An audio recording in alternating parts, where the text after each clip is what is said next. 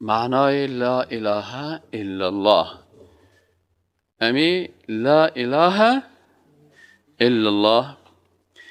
ایناله در لا اله الا الله فکرتان باشه که داری دو بخش است. در لا اله الا الله دو بخش است. یک بخشش نفی است. لا اله، نیست هیچ کسی که ذاتش عبادت شود و قانونش تطبیق شد. نیست هیچ کسی که مستحق عبادت باشه. نیست هیچ کسی که او معبود ما باشه. فهمیدین؟ اول باید چی کنی؟ نفی کنی. اول چی کنی؟ نفی کنی. ایناله در اینجا میگه دو چیز اساسی نفی میشه. در لا اله چی نفی میشه؟ دو چیز اساسی. یکی تمام معبودانی که بغیر از الله عبادت میشه ایره باید نفی کنی.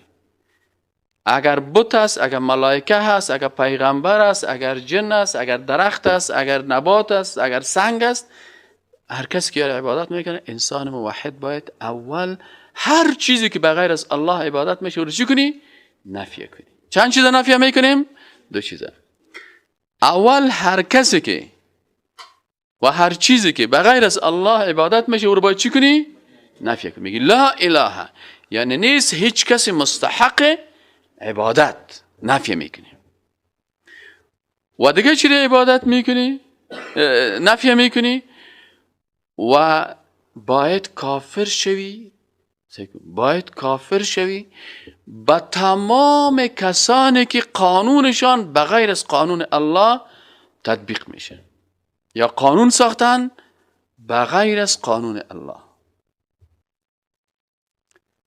دو چیزا باید نفی کنی. کسایی که بغیر از الله عبادت میشن و کسایی که بغیر از الله قانون ضد قانون الله میسازن.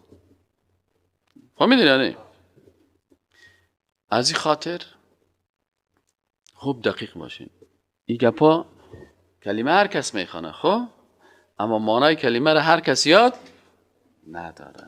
از این خاطر معنای کلمه را که نفهمید در مشکل مبتلا میشه.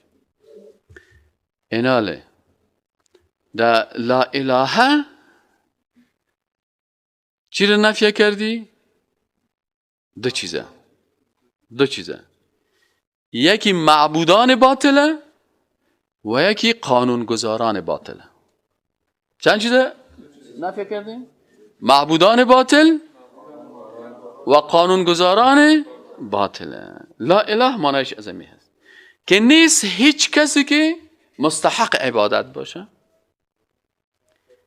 و نیست هیچ کسی که مستحق قانونگذاری باشه. باز از این نوبت چی میرسه؟ اثبات میرسه. الا الله، بغیر از کی؟ بغیر از الله. اینا در الا الله دو چیز اثبات میشه. دو چیز نفی شد، دو چیز چی میشه؟ اثبات میشه. در لا اله الا الله معبودان باطل، هر کسی که بغیر از الله عبادت میشه او رو باید نفی کنی. دوم قانونگذارای باطل، هر کسی که قانون بغیر از الله قانون ساختن، تمام این قانون سازای باطل باید چی کنی؟ نفی کنی. معبودان باطل و قانون سازای باطل. و در الا الله دو چیز اثبات میکنیم. یکی عبادت فقط برای الله ثابت میکنی که مستحق عبادت الله هست، و دیگه اطاعت مخصوص الله هست، اطاعت از قانونش. پس فقط به الله عبادت میکنیم، فقط از قانون الله در حلال، در حرام، در جایز، ناجایز، خوب و بد، در او از اطاعت میکنیم.